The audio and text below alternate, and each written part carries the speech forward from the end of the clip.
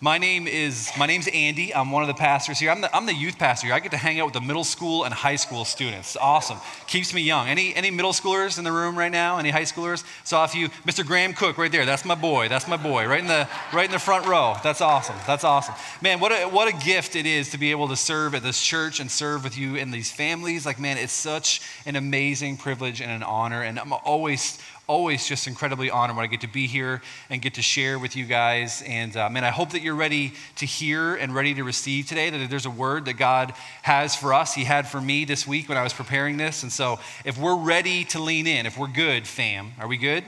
Then God's going to show up and he's going to do some awesome stuff in our hearts and in our lives. But I want to talk about family reunions for just a minute here today, all right? Anybody ever been to a family reunion?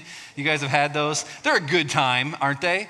You know, family reunions, we get to, spend some extra time with the, most cherished relationships in our lives, the ones we want to nurture and pour into. And like, there's just a lot of awesome things that happen at a family reunion. It's like the perfect scenario for joy and for happiness. It's the perfect recipe, right? You get a tablespoon of laughter. There's always a lot of laughter when you get around your family, an extended family you haven't seen in a while. There's a gallon of love. I hope you've got a lot of love in your family. I hope that's the driving force behind it. Maybe just a little pinch of awkwardness, like a few awkward moments always when we get our extended families together. And I don't know about you, but for me, there's always just a little dash of drama. You know what I'm saying? Like there's just a little something every year. Like we've all got that crazy uncle, right?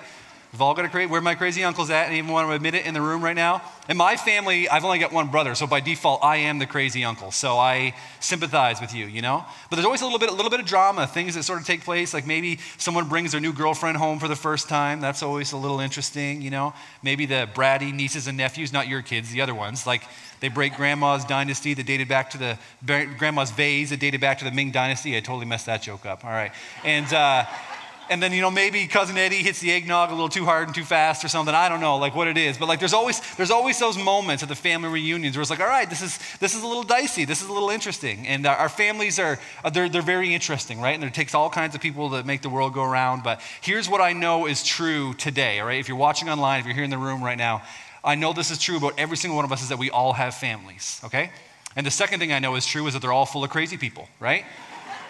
All of them. And there's like, most of you are like, yes, absolutely, amen, preach it, brother. And then there's a few of you that are like, well, we don't have any crazy people in my family.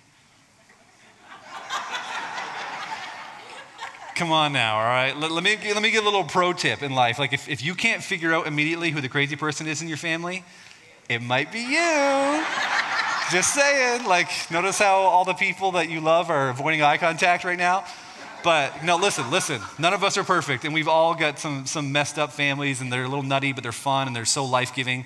And the family that we're looking at here, if you've been tracking with us in this Genesis series, this is the end of the Genesis series today, by the way. We've been in Genesis for a while, and we get to put a cap on it today, but we've been tracking with the life of Joseph. And we know, if you've been here at all for any of the weeks of Joseph's story, that his family was jacked up, all right? Like we might have a dash of drama at our family reunions. These guys have a dump truck load. Like things are not good in this family's household. Joseph was his father's favorite, so that made things awkward between him and his 10 brothers. Made it so awkward that they decided to throw him into a pit and then to sell him into slavery. And they took his nice jacket and they ripped it up and told her father that he was dead. And then they thought they were never going to see him again. Like this is a messed up family situation, okay?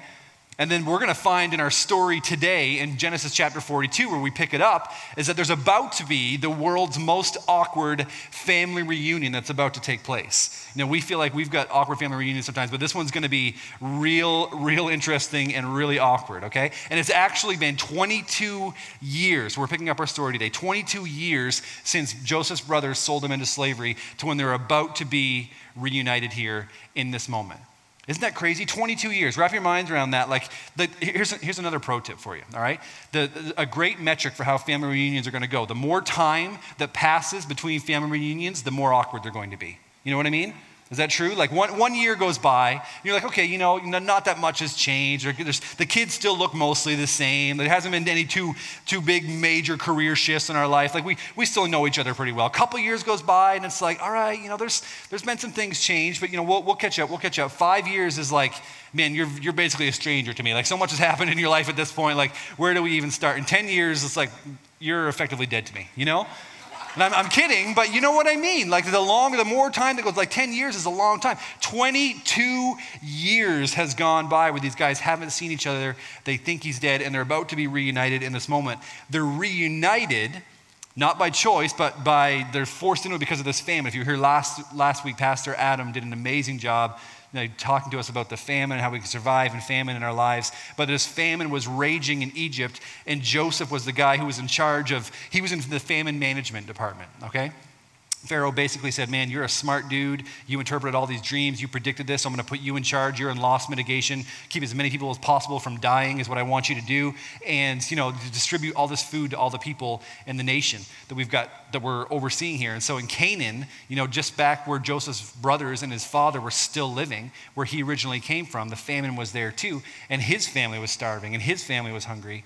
And so they decide they need to go to Egypt and get some grain from this really smart guy they've heard about that stored it all up, having no idea that it's their brother, okay? So drama, here we go. Chapter 42, verse 1, here's what happens, okay? It says that when Jacob heard, that Jacob is Joseph's father, remember, when Jacob heard that grain was available in Egypt, I love this, he said to his sons, why are you standing around looking at one another? I've heard there's grain in Egypt, so go down there and buy enough grain to keep us alive, otherwise we're gonna die. Okay, like I told you, this is a jacked up family. Jacob needed to attend some parenting seminars or something.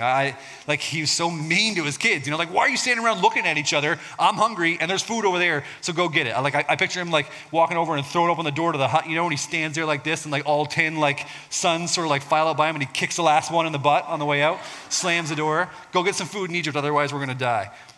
So they go and they do what their father says. Verse 3 says, Joseph's 10 older brothers went down to Egypt to buy grain.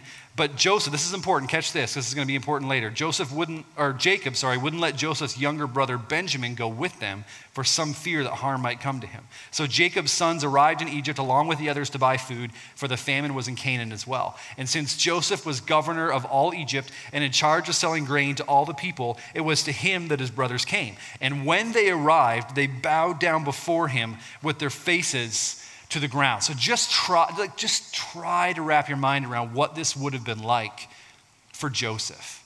To walk into this room. For him, when he woke up, it was probably just another day, business as usual. All right, another day, got to save some lives. Here we go, all sorts of hungry people to feed. He sort of walks out of his bedroom, and his assistant hands him his iPad for the day, so he's going there, chirping in his ear, and he's got his spreadsheets, and he's looking through, family, Canaan, 10 people, starving. Okay, yep, check, here we go. And he walks into the room, ready to go and just do his normal thing, and then he gets in there and he looks up, and he sees these are his 10 brothers that sold him into slavery. Basically signed his death warrant. And now here they are, and they're bowing in front of him, begging him for food. And this is a crazy moment because it really is full circle for Joseph because, back before his brothers sold him into slavery, Joseph was having these dreams as he was growing up that one day his brothers would bow down to him and would serve him. Joseph didn't have the intelligence not to tell his brothers that, and that's kind of why they sold him into slavery. But he had these dreams. And now, here we are 22 years down the road. There's been a lot of twists and turns in the road, but God has kept his promises. God promised this and gave this to Joseph in dreams and visions. And now 22 years later, after he's basically been through hell, now it's all happening, it's all taking place. God keeps his promises, church. That's not my message today. That's just a little freebie for you, all right? 100% of the time when God makes a promise, he keeps it. And so Joseph is standing here and all this is being fulfilled right now in this moment. He's trying to wrap his head around what this even could look like or what it could be and how he's supposed to react and how he's supposed to respond and does he say anything to them? And check out what happens next in verse 7. It says, as soon as Joseph saw his brothers, he recognized them, but he pretended to be a stranger and he spoke harshly to them. All right, so he's going the incognito route. He said, where do you come from? He asked. From the land of Canaan, they replied, to buy food. And although Joseph recognized his brothers, they didn't recognize him. He would have been in Egyptian clothes, speaking in an Egyptian through an interpreter. They haven't seen him in 22 years. They thought he was dead. They don't have any idea that it's him. And he remembered his dreams about them, and he said to them, "You are spies, and you've come to see whether our land is unprotected." He knew they weren't spies, but Joseph's a good guy, probably one of the most exemplary biblical characters in the Bible and heroes of our faith, but even he couldn't resist the urge to mess with them just a little bit, all right? They kind of deserved it. So it says, "You're spies, and you're coming to see whether our land is unprotected." "No, my lord," they answered. "Your servants have come to buy food. Like, we're the sons of one man. We're honest men, not spies." I love verse 12. "Nope, you're spies. Like, you've come to see whether our land is unprotected." Joseph messes with them a little bit, and essentially what he winds up doing is he throws them into jail for 3 days and says, "You guys are going to be in jail for 3 days, and just so we can figure out whether you're spies or not and try to get to the bottom of all this." And like throughout the course of this dialogue that starts to happen, and like this is 5 chapters long, this back and forth that happens between Joseph and his brothers. I don't have time to read it all here today, but you should read it for yourself for sure, because it's good reading. It's kind of funny. But there's this dialogue that happens, and throughout that, Joseph discovers that his brothers have left behind, remember this younger brother Benjamin, that their father wouldn't let go with them. So now Joseph's interest is piqued immediately in this moment, because he's like, all right, there's another younger brother. When Joseph left, when he was sold into slavery, he was the youngest brother. He was the little guy. He was his father's favorite. And now he hears, okay, there's another guy, Benjamin, that's been born since I've been gone in the last 22 years. And now it seems like he's moved into kind of my position. It seems like now he's probably dad's favorite. If dad wouldn't let him leave and wouldn't let him come here because he was afraid of what would happen to him, then he's probably taken my place as the favorite. Joseph was smart. He knew he was the favorite, right? And so now he sort of gets wind that there's this other brother, and so he figures out, all right, I've got to get a way to get Benjamin from Canaan to Egypt so I can meet him, so I can see him with my own eyes, so I can sort of figure out what's going on here. I think Joseph probably knew and remembered very well the way his older brothers treated him when he was the youngest and he was the favorite. And so he's thinking now, are they doing the same things to Benjamin that they did to me my entire life? He wants to figure out, sort of do a little bit of incognito investigation to figure out if his brothers have changed or if they're the same people that they were 22 years ago. So in verse 17, it says, Joseph puts them all in prison for 3 days. And on the 3rd day, Joseph says to them, listen, I'm a God-fearing man. And if you do as I say, you will live. If you really are honest men, choose one of your brothers to remain here in prison. The rest of you may go home with grain for your starving families. But you must bring your youngest brother back to me. This will do 2 things. It'll prove, 1, that you're telling the truth, and 2, you won't die. I won't kill you. He's not completely removing a torturous death from the table here, okay? That's still an option. It's still there. But he says, listen, if you do this, then I'll believe that you're telling the truth and I won't kill you. So not surprisingly rather, to this, it says that they agreed in verse 20. And for the next 5 chapters here, there's this back and forth that sort of happens with Joseph and his brothers, and he puts them through these tests, and they bring the younger brother back, and all of this. And Joseph is just sort of, he's faced with this decision over and over again. How's he, like he can do anything he wants to these guys. And he's sort of faced with it in that moment. Like it's funny and it's humorous, but then at the same time, you got to believe that when Joseph saw his brothers in the room that day, that it would have been such a painful experience for him. Can you imagine the memories that would have just began to resurface? The last time that he saw their faces would have been when he was being drug away by the slave traders and saw his brothers standing there laughing or doing whatever they were doing, like he was betrayed by the people in his life that were closest to him. He was betrayed by the people that he should have been able to trust with his life. And now here they are sitting in front of him. Like you see there's a huge shift in the power dynamic here, right? Joseph for his entire life was powerless to stop his brothers from abusing him and from doing what they did to him.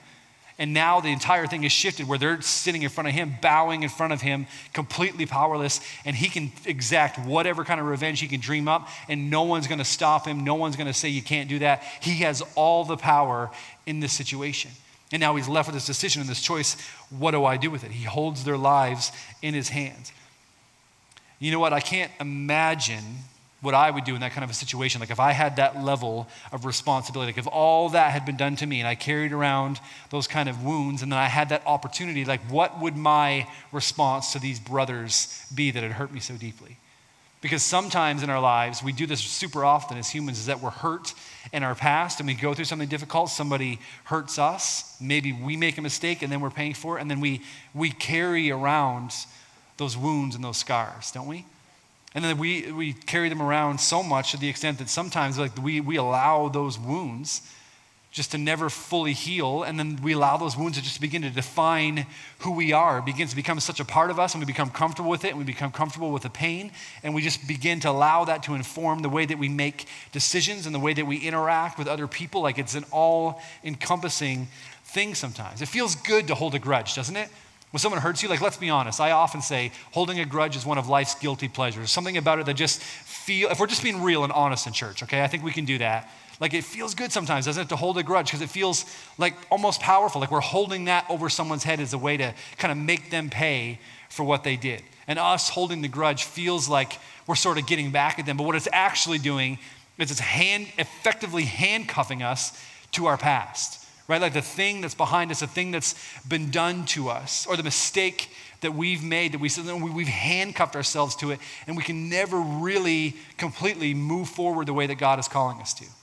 Put it a different way, I mean, like if I took Rebecca's piano back there, okay, see that thing, and like I could somehow strap that to my back. Let's just pretend I was strong enough to strap it to my back and pick it up, okay? I can't, but if I could, like imagine how ridiculous that would look. I've got this giant piano on my back, and then I just started trying to kind of walk around and do life like that was normal, you know? Wouldn't that be crazy? Like I wouldn't even be able to walk at first, but like if I was strong enough, I could probably, find ways to begin to step and begin to take movement, and like I could try to live my life and pretend like everything's okay and sort of like fake it until I make it kind of thing. But I've got this giant piano on my back the entire time. And that's kind of what holding a grudge does. It handcuffs us to our past. We're trying to walk with this massive piano on our back, but it's stifling, right? It puts a cap on our capacity.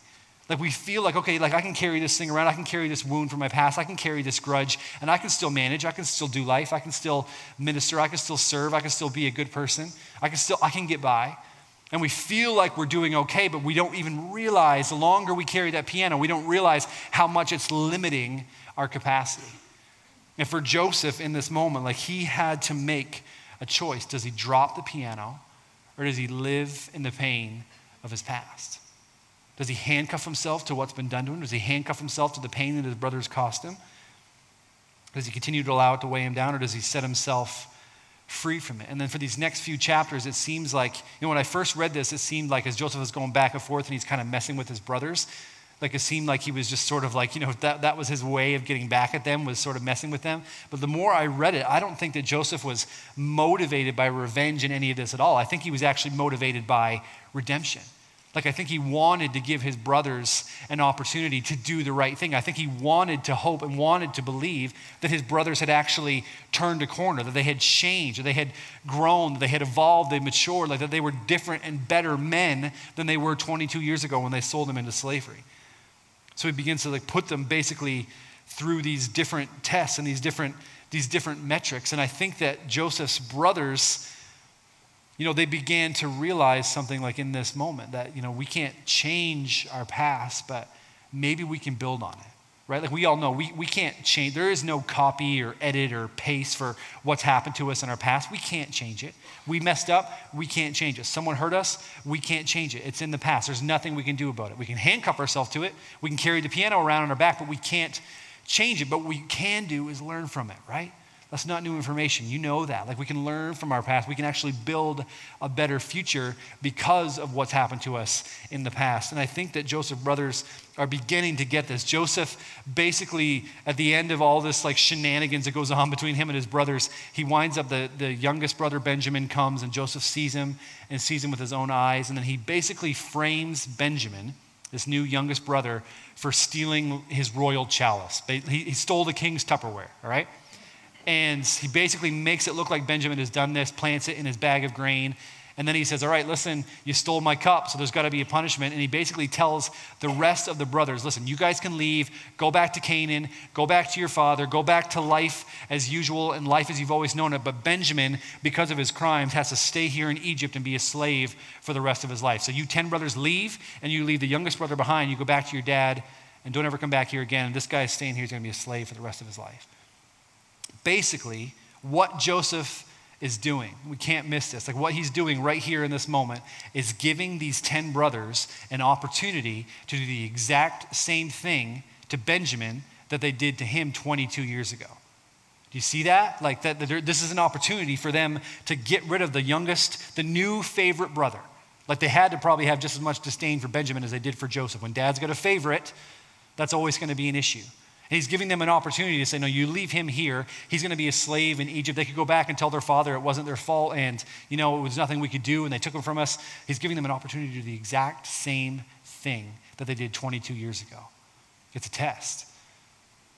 But today things are different because Judah, the third brother, summons up the courage to step forward and to step up to this Egyptian official and this powerful man at risk of his own life. And check out what he says in verse 30 of chapter 44 here. He says, now, my Lord, I can't go back to my father without the boy. Our father's life is bound up in this boy's life. And if he sees the boy is not with us, our father will die.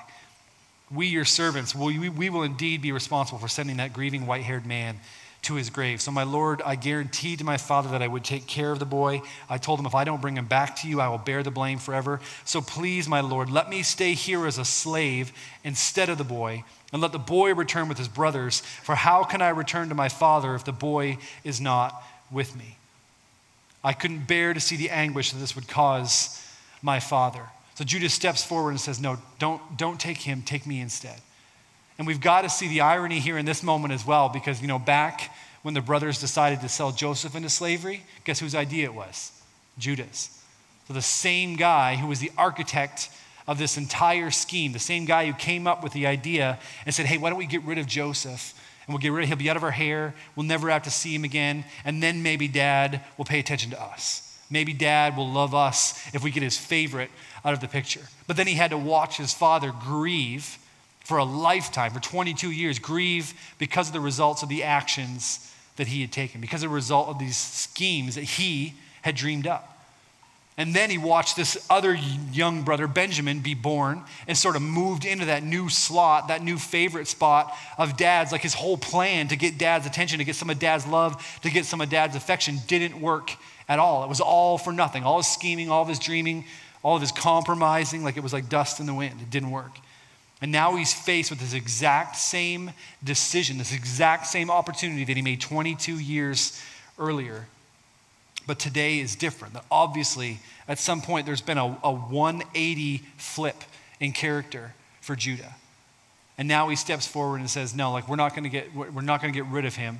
Like we can't do that. I can't do that. I can't do that to my father again. I've seen when he's talking about all the anguish that's going to cause him, it's because he knows, because he saw it when Joseph left. And he said, no, we can't do that to him. I'll do anything. Take me instead of him. I'll literally give my life for this kid. I'll offer it to you as a sacrifice right now. And I love, this is a crazy moment, church. All right, I'm just going to geek out with you for a second. Is that all right? Can I do that? Like as a pastor, like this is a crazy geek out moment because Judah offers his life as a sacrifice for his younger brother Benjamin. Hundreds of years later, Jesus himself in the New Testament would actually be descended from Judah's family. Not from Joseph's, not from the guy who did everything right and was basically perfect and never did anything wrong and like served God so well and had so much favor of God in his life. No, Jesus is actually like the great-great-grandson of Judah, hundreds of years later. Like God chooses to send the Savior, the Messiah, through the line of Judah. Jesus would later be called the Lion of Judah, like the lion who became the lamb and offered himself as a sacrifice to us, like simultaneously so all-powerful and so omniscient, and now is offering himself as a sacrifice, as a friend, as a loving brother, the exact same way. It's mirrored in what Judah is doing here in this moment. People say Jesus isn't in the Old Testament. No, you're just reading it wrong. He's through there everywhere. And the Lion of Judah offered himself as a sacrifice to us the same way that Judah is offering himself as a sacrifice for his brother. Judah said, I didn't do anything wrong. I didn't steal that cup. I am sin-free in this moment, in this circumstance. But I want to offer myself as a sacrifice for my brother. Jesus lived a perfect life, did nothing wrong. We're jacked up, we're messed up, and Jesus said, I offer myself for them. Because I love them. It's a beautiful, beautiful, beautiful moment in Scripture. And Joseph is just, when Judah says this, like Joseph is just completely wrecked. He's completely overwhelmed. Like I love this picture that he essentially, like all of his manservants, that are in the room and all of his attendants he would have had, he says, out, everybody out. He's like sort of like trying to hold it all in, and they all get out. And when that door closes and latches, he just loses it. Like I'm like snotting, ugly crying everywhere, weeping and wailing. Like it's in the Bible. Just read it for yourself. Like he just loses it to the point where all of those manservants that are out in the hallways and stuff, they like hear Joseph in there screaming like an insane person. And the first thing they do is they run and tell Pharaoh, like, I don't know, I think he's cracked. I think the pressure's getting to him. I don't think he can take this anymore. Like something's going on in there. And he just loses it and just is so overcome with emotion. And he stops speaking through an interpreter. He stops speaking Egyptian. And he starts speaking to them in Hebrew and their tongue. And he says, listen, it's me. I'm your brother. I'm Joseph. I'm the one that you got rid of 22 years ago. I'm the one you sent here as a slave and basically were planning to never ever see me again. Guess what? God sent me here. God sent me here ahead of you so that I could save your life. God sent me here. Not you did this to me. Not look what you've done to me. No, God sent me here so that I could save your lives and the lives of many others. Joseph wraps his arms around their necks and he weeps and he offers forgiveness. Joseph could have easily handcuffed himself to the pain of his past. Joseph could have easily said, I'm going to carry this piano because what's been done to me is wrong and somebody needs to pay for it. But Joseph understood and realized that was not the way that God intended him to live his life. Joseph understood and realized, no, God sent me here. That what happened to me is something that God wanted to use. He dropped the piano. He broke the chains. He snapped the handcuffs. He threw them away. He said, I'm going to forgive you guys because it's what God has called me to do. It's part of God's plan. Joseph didn't forgive them because they needed to be forgiven, okay? This is the most important part of forgiveness that we miss sometimes. We feel like the forgiveness is because somebody else needs it. They've done wrong and they need to be forgiven. No, you need to forgive them just so that you can be free, right? You need to forgive them so you're not chained to your past anymore. You need to forgive them so you can drop the piano. What they do with the forgiveness is up to them, and that's a good thing. But listen, we can't allow ourselves to be chained to our past. We can't allow ourselves to try and go through life with these pianos on our backs, thinking we can make it, thinking we can do okay, and not understanding and realizing how much our capacity really is limited. And when we do that, when we drop the piano, when we snap the handcuffs, when we say, listen, you don't owe me anything anymore, what's been done to us can begin to work for us. You know what I'm saying? And that's what Joseph says. Listen, God sent me here. His brothers did this to him. If it's on me, I'm like, look what you guys did to me. How dare you? He says, no, look what God has done. What's been done to us can work for us if we're willing to drop the piano, church, if we're willing to snap the handcuffs. And I think there's a second layer to forgiveness that we sometimes miss when we're thinking about it, is that, it's really interesting to me, and it's became so apparent that in the very last chapter of Genesis, I told you we're finishing Genesis today, all right? I've made a promise and I'm going to keep it. Genesis chapter 50, the very last chapter. And after all these things have happened and this world's most awkward family reunion transpires, and it's just a beautiful picture of kingdom relationships and forgiveness and grace being offered. And then in chapter 50, another 17 years goes by. All right, so 22 years since they've seen each other, there's a family reunion.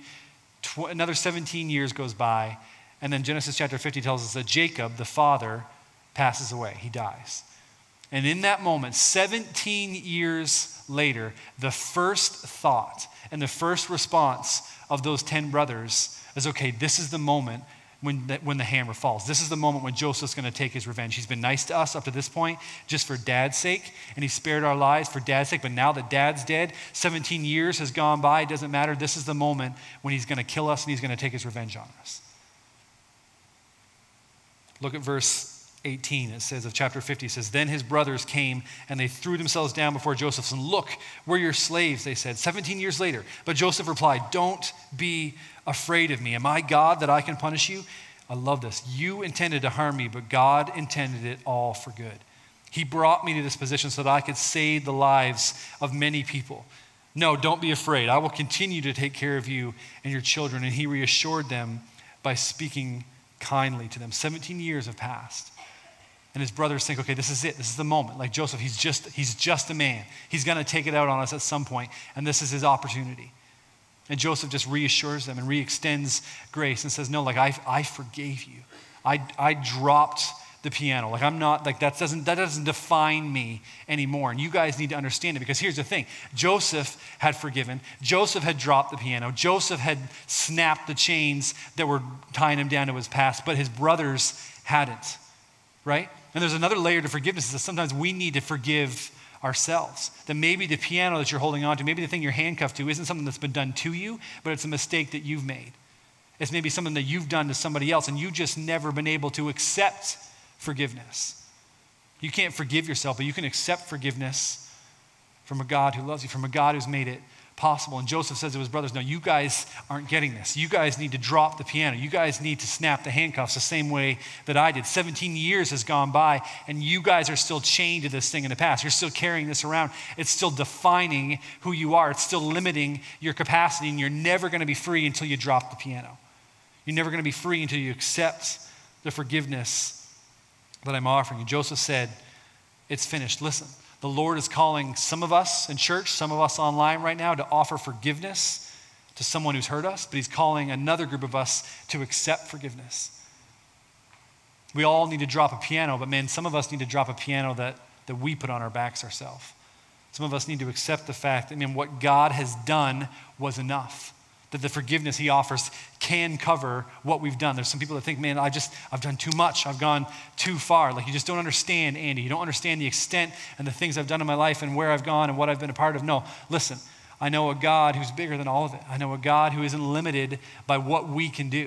There's nothing we can dream up, no amount of evil in this world that we can dream up as human beings that God can't take and redeem, and a tragedy he can't move into and say, how can I make something beautiful out of this? David in the Old Testament was a guy that, man, he understood what it was to screw up. He stole people's wives. He murdered their husbands to cover it up. Like he was in the Bible, like he did a lot of great things, but he was a messed up individual. And he wrote a psalm in Psalm 103 that sort of like talks about this tension of accepting forgiveness and accepting forgiveness for what you've done. Psalm 103 verse 8 says this, that the Lord is compassionate and merciful. He's slow to get angry, and he's filled with unfailing love. He will not constantly accuse us, nor remain angry forever. He doesn't punish us for all of our sins. He does not deal harshly with us as we deserve.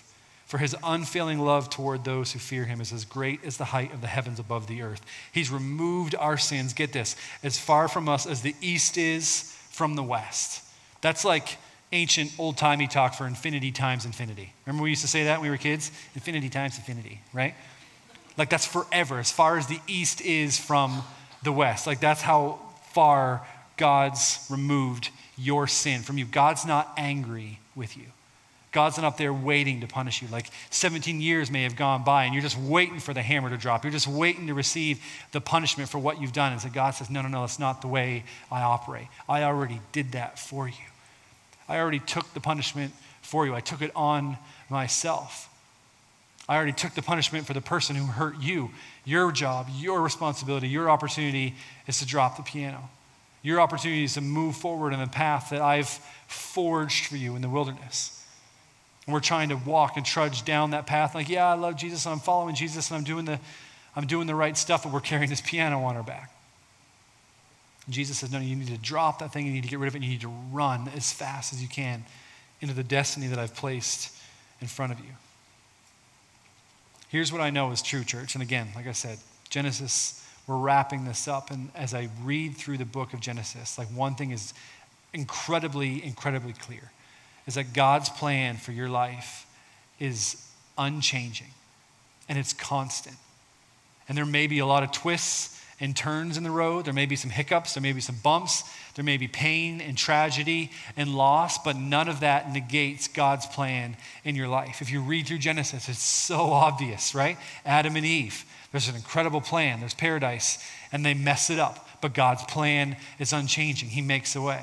And then there's Noah, and God's plan has been messed up, but God makes a way, and he makes it possible. His plan never changes. It never alters course. The people mess it up and they take a few wrong turns along the way, but God's plan never changes. With Abraham, messes up. God's plan never changes. With Isaac and with Jacob and with Joseph and his brothers, like God's plan was constant through the entire thing.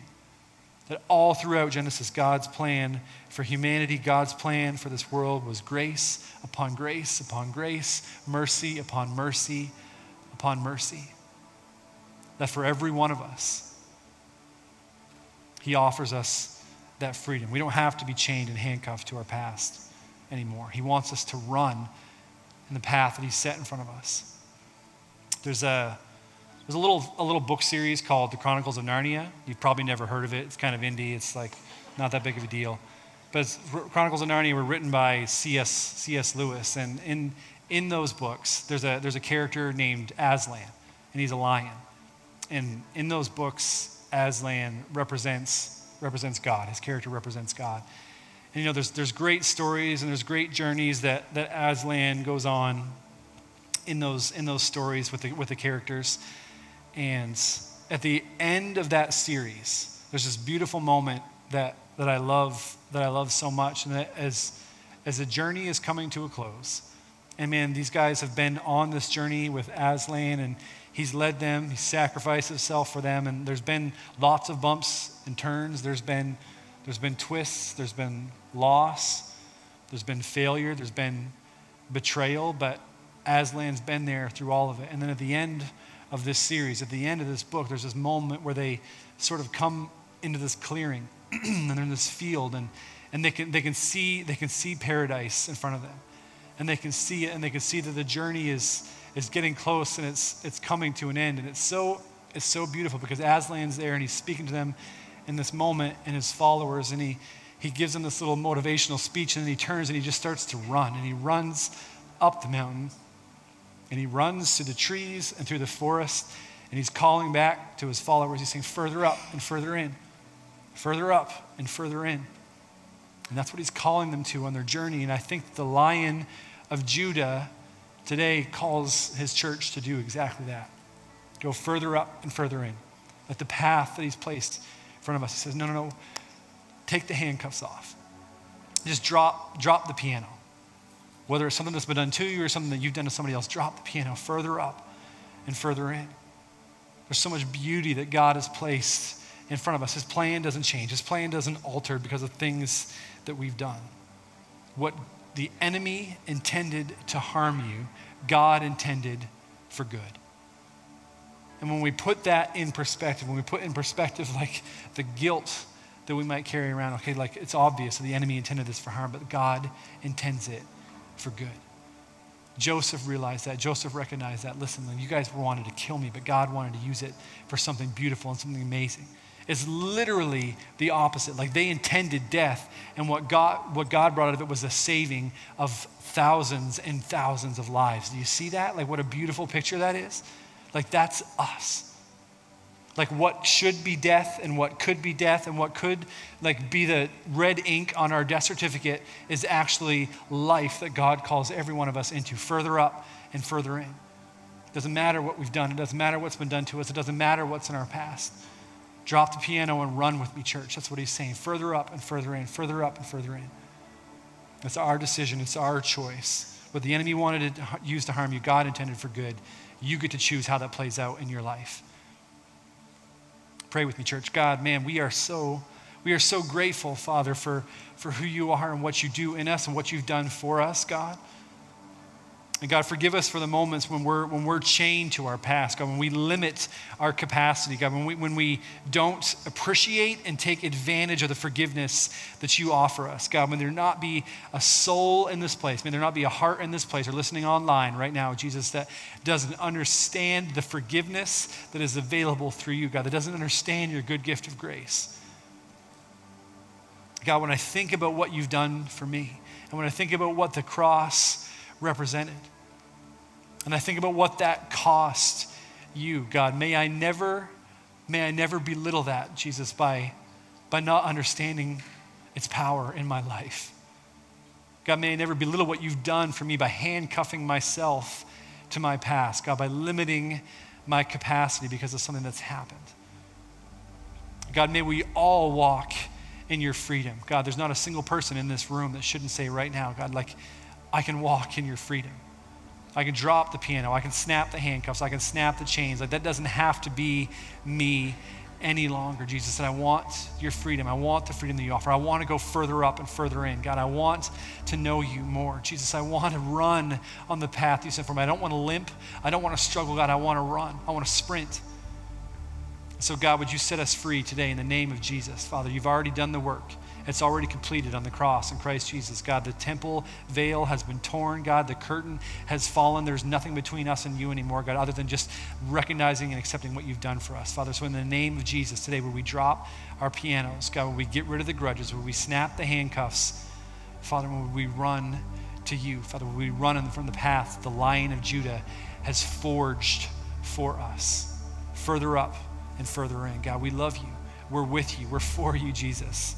And we're grateful and we ask it in your name, Jesus. Amen.